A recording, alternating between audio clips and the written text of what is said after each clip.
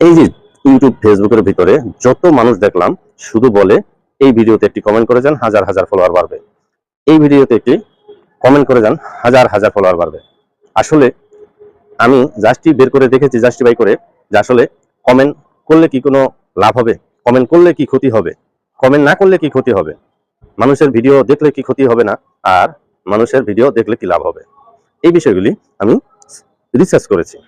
Research করে দেখলাম যে আসলে আপনি যখন একটা ফেসবুক আইডি খুলবেন, খুলে মূল হচ্ছে আপনার কন্টেন্ট। যদি কন্টেন্টটা আপনি ভালো করতে পারেন তাহলে আপনার মানুষ অটোমেটিকলি দেখতে পারে, অটোমেটিকলি দেখে। আপনার মানুষের ভিডিও দেখতে হবে না, কমেন্টও করতে হবে না, কমেন্ট না করলে যে আপনার কোনো ক্ষতি হবে সেটাও হবে না। হ্যাঁ, আপনার রিচটা একটু ধীরে ধীরে বাড়বে, শুধু রিচটা একটু ধীরে ধীরে বাড়বে। আর যখন আপনি মানুষের ওইখানে যে আপনি কমেন্ট করতে যাবেন, কমেন্ট করতে গেলে আপনার কি সমস্যা, আর কমেন্ট না করলে কি সমস্যাটা, সেটা বলতেছি। যে মানুষের আইডিতে গিয়ে যখন আপনি কমেন্ট করবেন, আপনি যখন কমেন্ট করতে যাবেন, কমেন্ট করতে গেলে আপনার পেজটা ভ্যারাইটিস হয়ে যাবে। আচ্ছা, ভ্যারাইটিস কিরকম?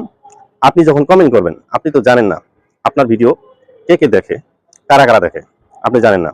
আপনি এঙ্গেজমেন্ট বাড়ানোর জন্য সবাইকে সবাইকে যেয়ে আপনি কমেন্ট করে আসেন। আচ্ছা, আপনার এই যে কমেন্ট যে করলেন, তাদের আইডিতে কিন্তু আপনি ঢুকেন নাই, ঢুকে দেখেন নাই যে তারা মূলত কোন বিষয়, কোন নিউজ নিয়ে ভিডিও তৈরি করে। এটা দেখছেন? দেখেন নাই। আপনাকে এইগুলা শেখানো হয়। প্রথম যারা বড় বড় আইডিয়া আছে কিছু, যেগুলা সবাই শিখায়, যে আমার ভিডিওতে একটা এসে কমেন্ট করেন, আমি আপনার বাড়িতে যাই কমেন্টের উত্তর দিয়ে আসবো। আসলে এটা কোনো সময়ই যায় না, শুধু একটা লাইক দিয়ে চলে যায়। আমি দেখছি। কারণ আপনার ভিডিও যদি ভালো হয় মানুষ এমনিতেই দেখবে। হ্যাঁ, একটু সময় লাগবে আপনার উপর করতে। আপনি কাউকে জানাবেন না যখন একটা পেজ খুলবেন। দেখি আপনার পেজের দায়িত্ব হচ্ছে ফেসবুকের, পেজ বড় করা দেখতে হচ্ছে ফেসবুকের, আপনার কাজ হচ্ছে ভিডিও তৈরি করা। আপনার যদি এইভাবে মানুষের কমেন্টে গিয়ে গিয়ে বসে থাকেন, মানুষের লাইভে গিয়ে গিয়ে যদি বসে থাকেন, তাহলে আপনি ভিডিও কখন তৈরি করবেন?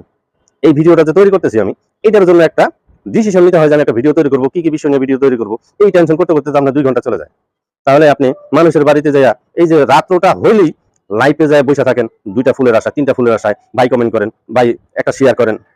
আপনি জানেন আপনার ওই ভিডিওটা আপনার টাইমলাইনে শেয়ার করার জন্য ওনার কতটুকু উপকার হয়েছে আর আপনার কতটুকু ক্ষতি হয়েছে এটা জানেন?